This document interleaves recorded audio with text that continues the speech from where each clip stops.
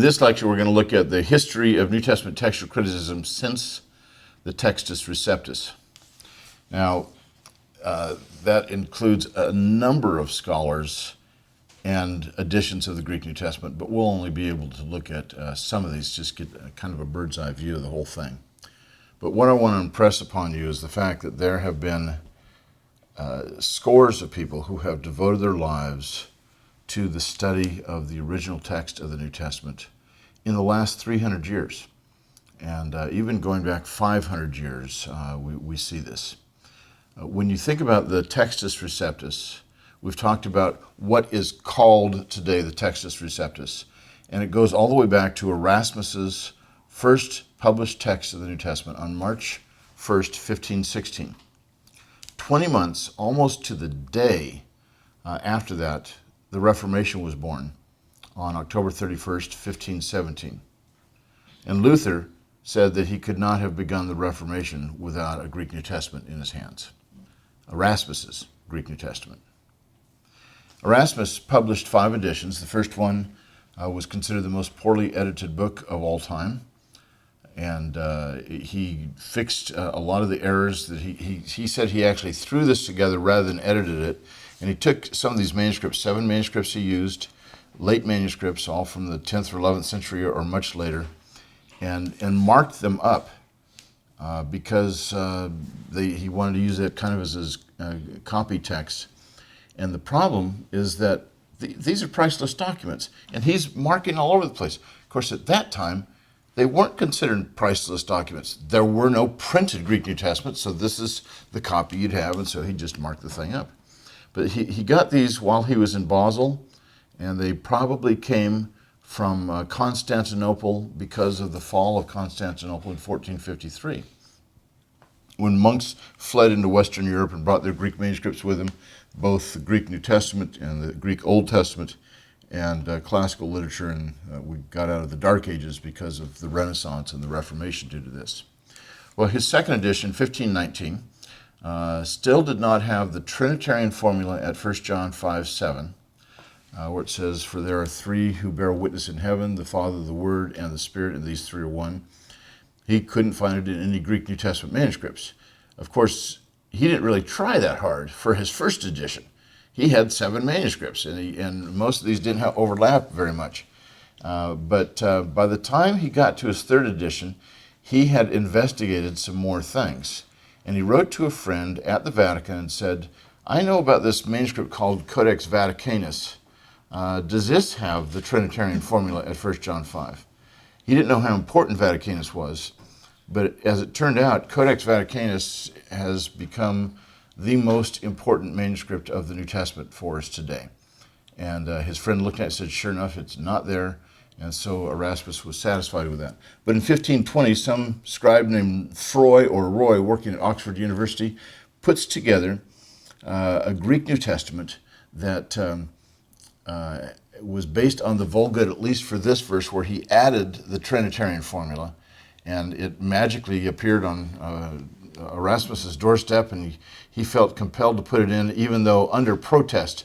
And in his annotations to that third edition of 1522, he protested that, he said, I don't think this is authentic, but I'm going to get the Catholic Church off my back. So those were Erasmus's first 3 editions, and he did some other 2 that really cleaned things up.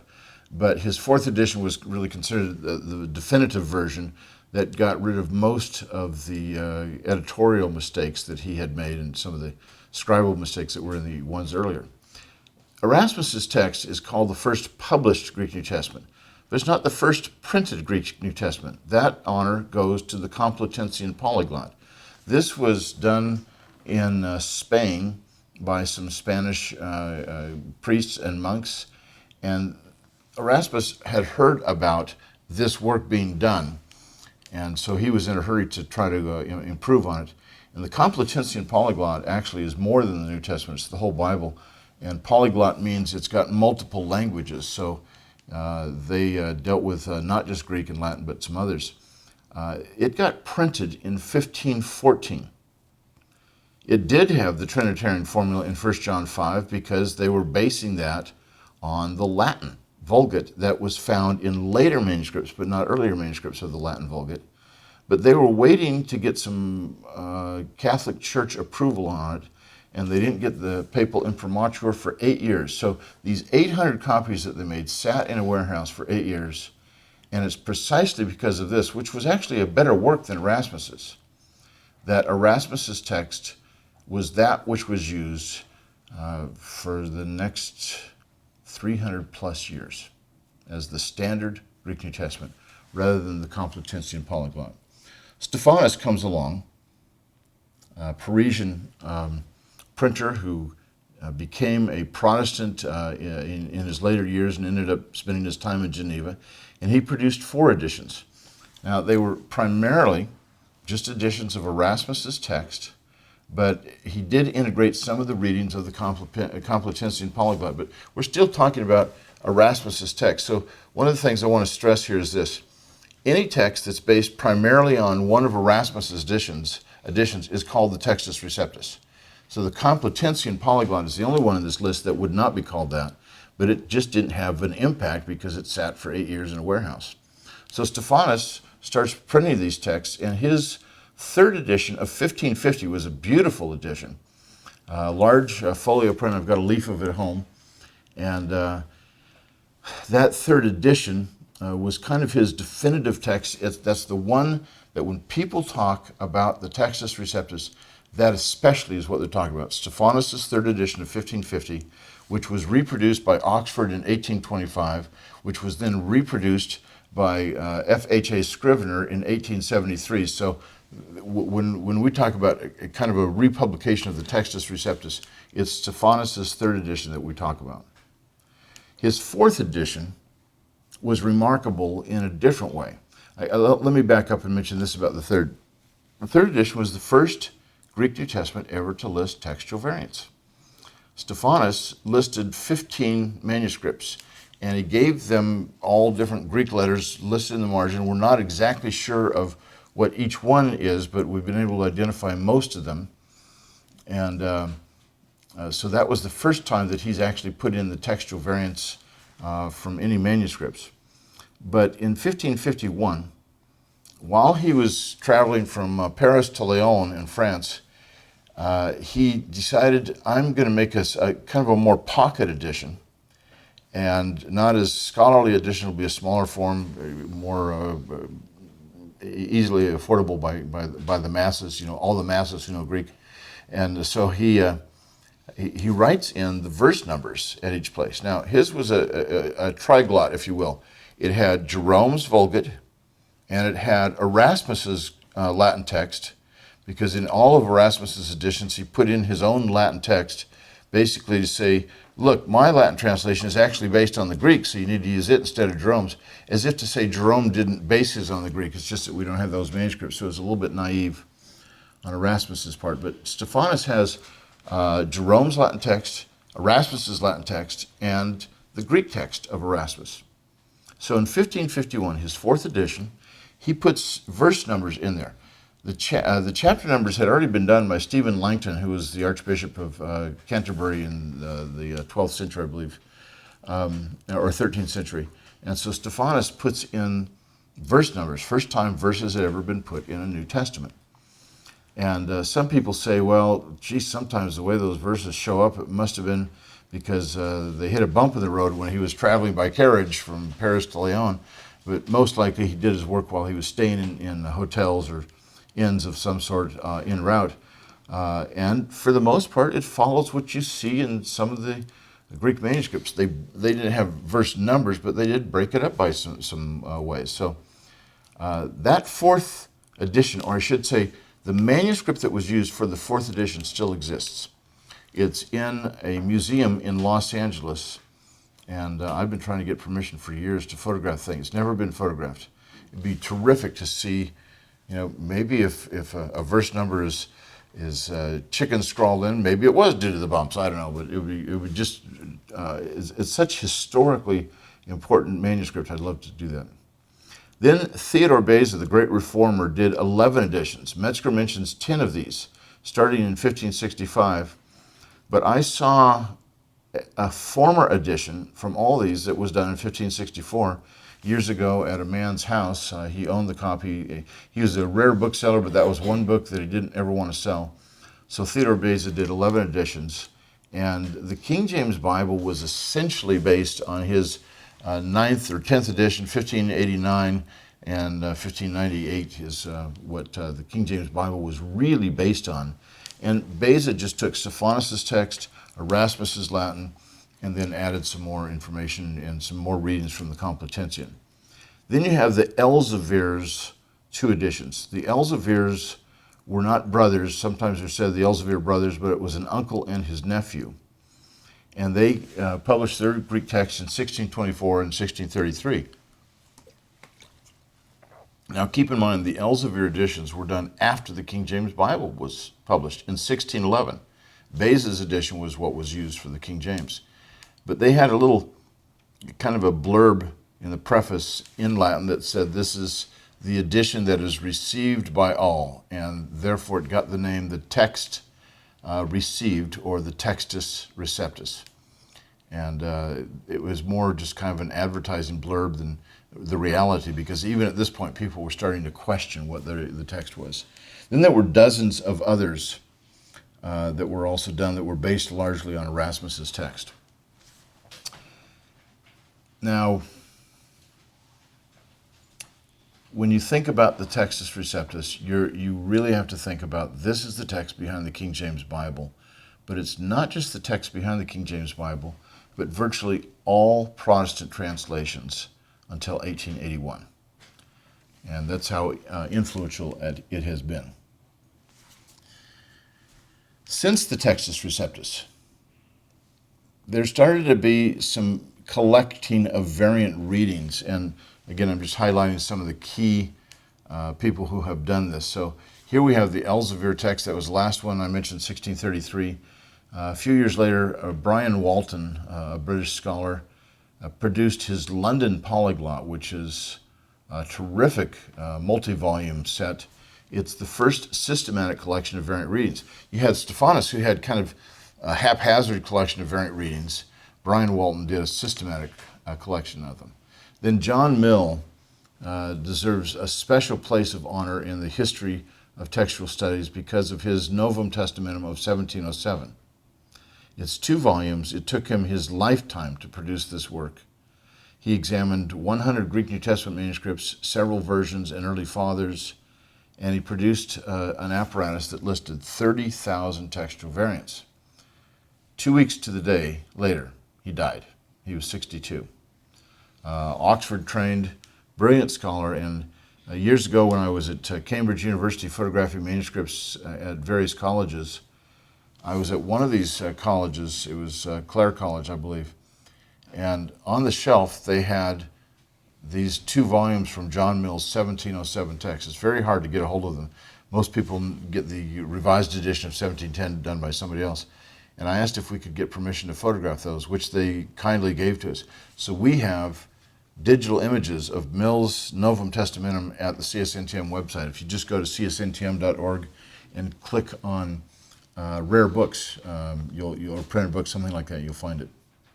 Now, Mill's volumes, though, caused a great deal of alarm among Protestants and glee among Catholics. The reason it alarmed Protestants is because at this point they're thinking, we finally can get rid of the Vulgate. We're trying to get back to the sources. The battle cry of the Reformation was ad fontes, back to the sources. And so they're saying, let's get back to the original Greek and Hebrew.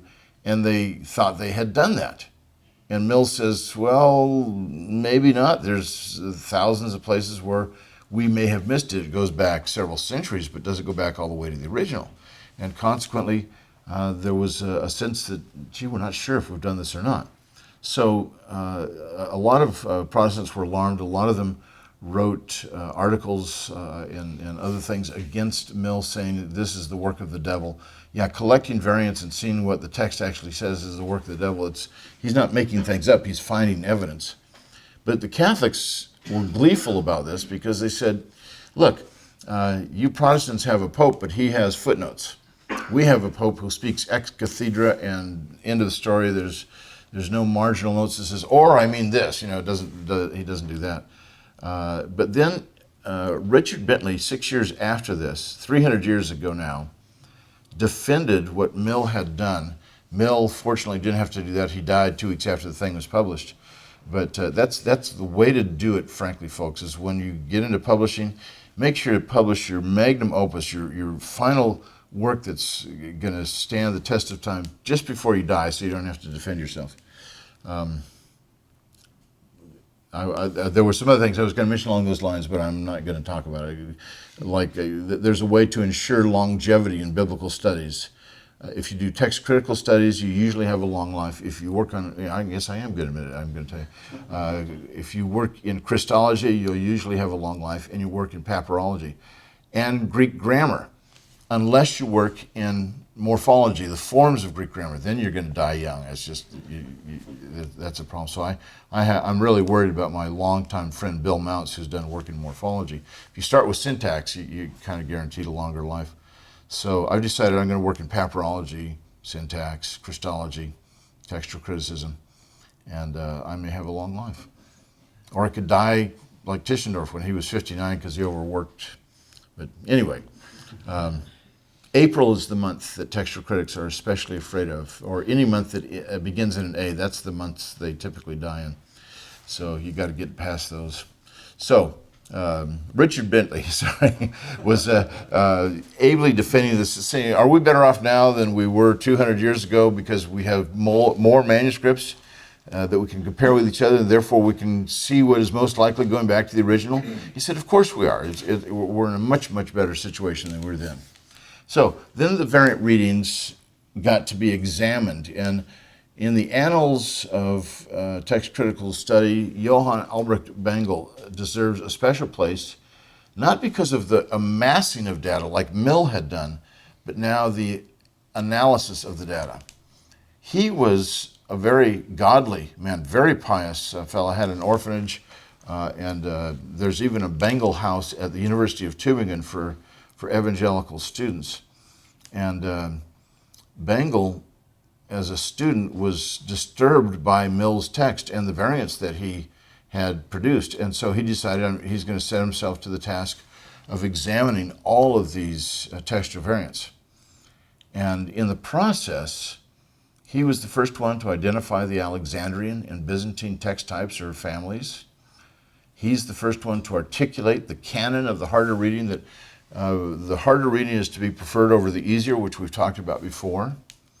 He came up with a rating system as to whether the text was authentic and how certain he was, an alpha, beta, gamma, delta, epsilon rating system. I'm going to teach you later a rating system that we use today, which is A, B, C, or D, and it goes back to Bengel. But his E meant the text that I'm printing, which was just the TR, is not authentic, but it's the one that's in the margin that is. Well, nowadays we've been able to break from that, so we always print what we think the authentic original text is. So we have just an A, B, C, D kind of approach. He articulated, this is very important, the orthodoxy of the variants. The man was an absolutely meticulous, careful, thorough scholar. And he went through every single variant in John Mill's 2 volumes, and he said, there's not a single textual variant in this list that affects a cardinal doctrine. Not one of them. Well, that was huge. Since his time, that has pretty much been the mantra of evangelicals. Every once in a while, you'll read somebody who has written on, well, I think these textual variants do affect doctrine. And the most comprehensive that suggests that is Bart Ehrman. Now, there were many who argued in a different direction, that the doctrines that are affected are those that, not that the Orthodox corrupted the text towards, but that the unorthodox did. But Ehrman has argued the Orthodox corrupted the Scriptures. But even what Ehrman could discover, he has not been able to demonstrate that any cardinal doctrine is affected by any of these viable variants. And we'll look at that in our very last lecture. But I'll show you a little statement that he's made. So after we get done with these folks, now we get some more principles articulated. And J.J. Griesbach comes next. Griesbach was not Orthodox. He was not a believer. He was largely a heretic. And it's interesting that Griesbach wrote against Bengel, the evangelical, in favor of the TR. Bengel didn't care for the TR. Griesbach is saying, some of these principles are good, but I really think the Textus Receptus is more authentic. So here, when you think the scholars who have defended the Textus Receptus are always evangelical, that's not always been the case. And sometimes their biases get too strong in their case. And in this instance, Griesbach, his biases were too strong, while as Bengel was right on target, the evangelical. So it's interesting to see how these things work out. But what all of us do is we get past those issues and we say, what's the evidence that the scholar has produced, rather than ad hominem kind of things of, well, if he believed that the moon is made of green cheese, we surely can't trust him on the text of the New Testament. Those kinds of things are kind of irrational conclusions to come to, but sometimes people do that. And King James only people often think that we've all blindly followed heretics, when the reality is we have very openly and very engagingly followed the evidence and wrestled with it. So Griesbach came up with the canon of the shorter reading.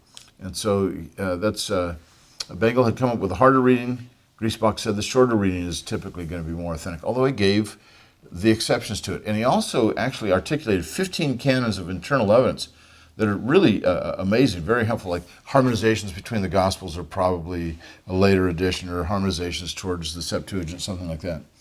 And he was the first to really wrestle with the interplay between internal and external evidence. What you have when you're looking at external evidence, which is simply material witnesses, namely manuscripts, versions, and church fathers, you are dealing with a hermeneutical spiral when you compare the external evidence to the internal. External is going to show you one thing, internal something else.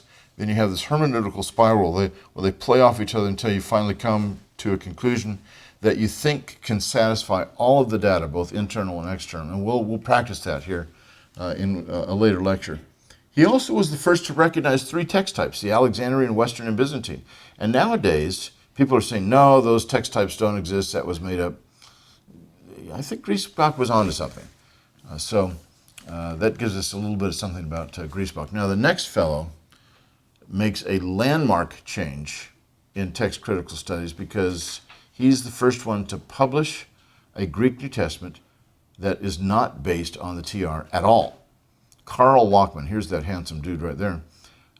He printed the first text to break completely from the Textus Receptus. He was a classical scholar, absolutely brilliant man. He used no printed texts, and he didn't use any minuscules to print his. He employed excellent principles, and he only used majuscules. That is, basically, if you think of a majuscule, it's a first millennium manuscript. If you think of minuscules, it's a second millennium manuscript. There's a little bit of overlap, but that's about it. Only used majuscules, versions, and early fathers. And a little bit, in some places, his text was based only on one or two witnesses, but he at least could say, this is what the text looked like in the 4th century. And he was certainly right. He at least got back that far. And that got us now to Constantine von Tischendorf. Can we get further back than the 4th century? Tischendorf was motivated by the threat of F.C. Bauer, who was systematically destroying the New Testament throughout Europe. And Tischendorf was absolutely unswervingly committed to the evangelical faith. What he wanted to do was find the earliest manuscripts to demonstrate that they go back to the original text, and not only that they went back to the original text, but that what they're saying is, in all essential respects, the same thing as the later manuscripts. And he went about doing this. The guy died just about a month shy of becoming 60, absolutely wore himself out. But he discovered and published numerous manuscripts on the New Testament, the Septuagint, other ancient literature. Here I'm working in the Assumption of the Virgin, where there's only 5 manuscripts that were known to exist, and I discovered the 6th one at St. Catherine's, and I thought, well, maybe somebody's published on this. Oh yeah, it was Tischendorf, and only Tischendorf, who's ever published the Greek text of the Assumption of the Virgin with a variant. It's just, he comes up at every stage, it's just amazing. And he was almost supernatural in his collations of manuscripts. He just didn't make mistakes. Really helpful. One of the very first things he did was to decipher Codex Ephraemi Receptus in Paris. Took 2 years there, 1841 to 43. And this was that palimpsest, Codex C, a very important 5th century manuscript, especially for Revelation. And just incredible what he was able to do. But he was better at discovering and collating manuscripts than at textual theory. His text was used by Westcott and Hort, and they stood on the shoulders of a giant, and then they developed their theory. Of course, he discovered Sinaiticus. He published 8 editions of the Greek New Testament, and the last one included the most complete apparatus up to that time, which is still valuable to today, and it's still reprinted. Tischendorf was regarded as the best New Testament textual critic of all time. Phenomenal what he's able to do. Then there was Samuel Prideaux Tregelles. Tregelles was the best Englishman at amassing data for a critical text. He was Plymouth Brethren. He was evangelical. He was also post-tribulational, premillennial. He learned Greek, Hebrew, Aramaic, and Latin when he was employed at an ironworks factory. Remarkable. It's amazing what these scholars were able to do without television and without the internet, without texting and things. I don't think they'd ever had any problems texting somebody while they're riding in the back of a carriage anyway, but nevertheless, they produced so much. And he did it, this superb 2-volume New Testament with an extensive apparatus as an act of worship to the triune God.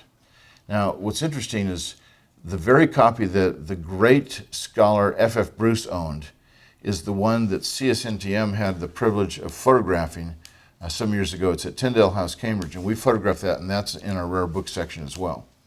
If Tischendorf had not lived, Tregelles might well be considered the best New Testament textual critic of all time. Just a real quick story on him.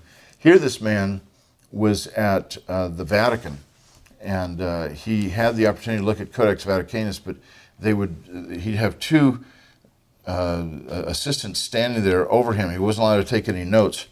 And if they thought he was memorizing any of the text, they'd flip the page and then keep it going.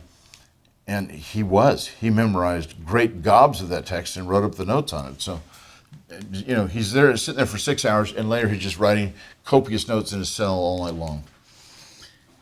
Then, of course, you have Westcott and Hort, and we'll spend some time directly on them, but they gave the clearest articulation of method to date that has largely stood the test of time.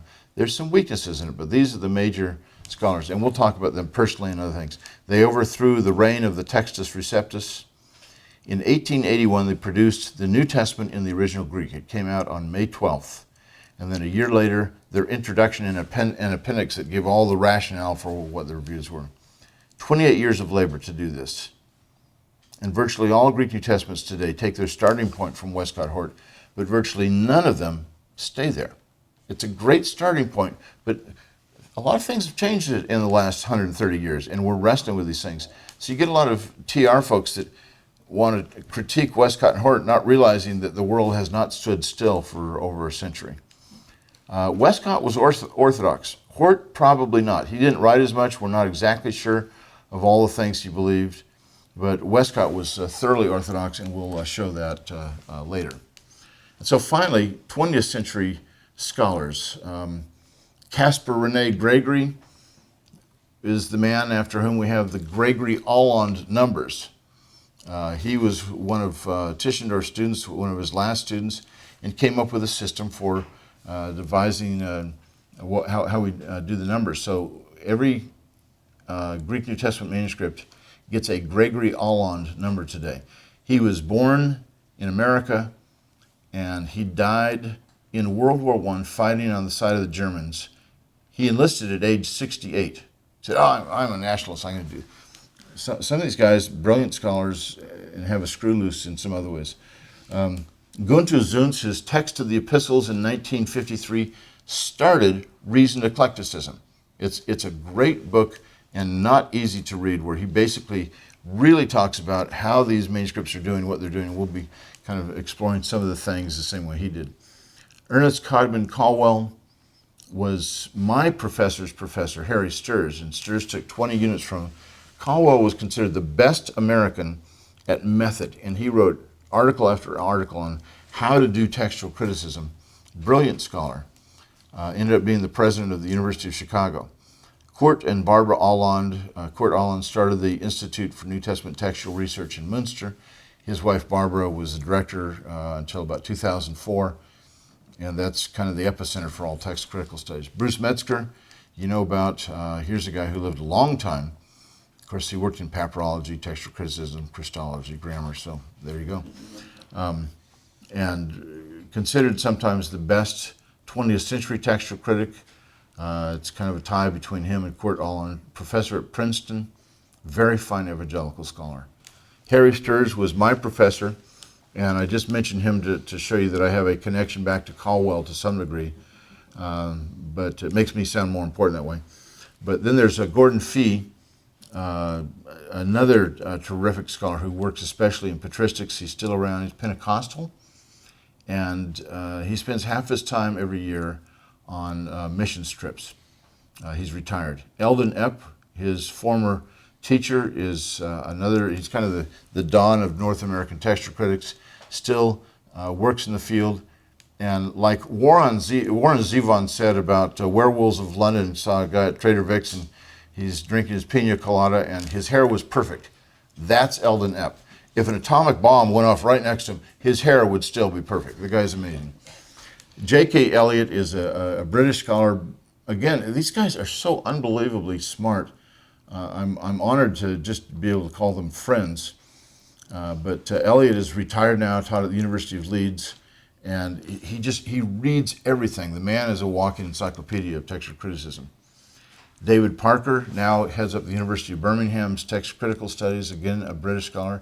Peter Head is at Cambridge University, did a lot of work in Christology and the manuscripts. He's going to live forever. Bart Ehrman, you all know who he is. He was Metzger's, he was actually Metzger's last student. Studied at Moody Bible Institute, Wheaton College, then Princeton Seminary for his master's and doctorate, abandoned the faith, became agnostic, and is now kind of the #1 media darling for theologians in America. And he has said, if there is a God, it's certainly not the God of the Bible. So he's kind of moved far, far away from his evangelical roots. Michael Holmes was the second last doctoral student that Bruce Metzger had, and went through school with Bart Ehrman, thoroughly evangelical at Bethel Seminary and College, and a very, very wise scholar, very temperate. Tommy Wasserman is in Sweden. He's done some terrific work in Jude, and again, an intelligent scholar, done a great amount of work in these areas. Let me just give you a tally, and then we'll quit. In this list, there are 6 evangelicals. There are 3 moderates, 1 unknown, and 5 liberals. So when I say it may be that there's more evangelicals than liberals among textual critics today, this is a sampling, but these are the most important people, I think, of the 20th century. That's pretty significant. This is not a field that is controlled by liberal scholars. It's a field where there's open dialogue among all. Thank you very much. The greatest stories, the greatest events, the greatest people, the personalities, struggles, bad guys, good guys, all kinds of stuff are filled in our heritage. But most importantly, our heritage is about finding God. Because we believe that we, as Tim prayed earlier, are indwelt by the Holy Spirit. We believe that there have been many people before us that have been indwelt by the same Holy Spirit, and that we have a connection, a spiritual DNA, if you will, that we go back and we find that, and we find inspiration, we find hope, and we find the challenges that they've gone through, and we don't have to relive things and the mistakes of the past. Yeah.